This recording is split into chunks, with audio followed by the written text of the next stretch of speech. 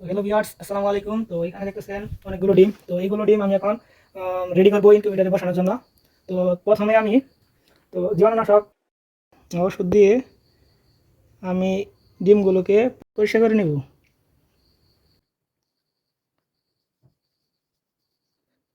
তো এইভাবে আমি ডিমগুলোকে ভালোভাবে পরিষ্কার করে নেব, যাতে রোগ জীবাণু না থাকে। তো এর আগে ভিডিও দিতে পারি নাই, কোয়েল পাখি বাচ্চা ফুটাইছিলাম।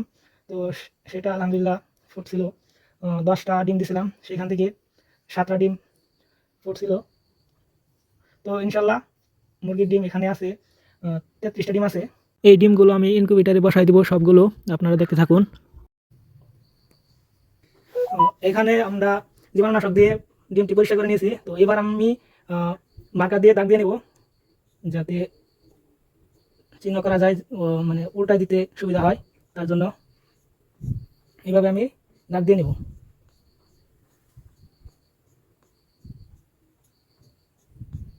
তো এবার দাগ দেওয়া শেষ। তো এবার আমরা ইনকিউবেটারের ভিতরে দিয়ে দিব।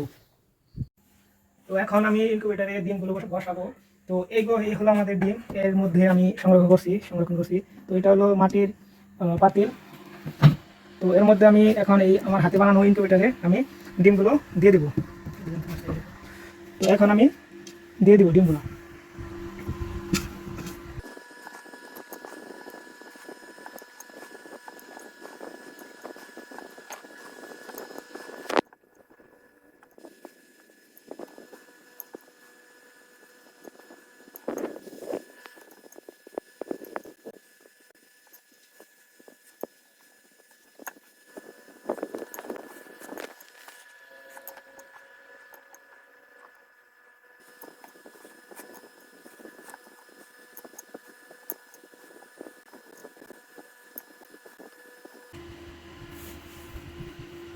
তো এখানে আমাদের ডিম দেওয়া শেষ।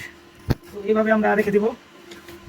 তো এরপরে এই হিউম্যানিটি সেন্সরটা এর উপরে রেখে দেবো, ডিমের মাঝখানে মাঝখানে আমরা রেখে দেবো। তো তারপর আমরা ঢাকনা দিয়ে মানে ঢেকে দেবো। তো এখানে দিনে 4বার রোটেট করে দিতে হয় ডিমগুলো, 3 থেকে 4বার। তো কীভাবে রোটেট করতে হয়, এই ডিমটাকে এইভাবে রোটেট করে দিতে হয়। তো এখন আমরা এইভাবে রেখে দেবো 21 দিন পর্যন্ত। এর মধ্যে 18 দিন আমরা ডিমগুলোকে ঘুরিয়ে দিব এপিট ওপিট করে।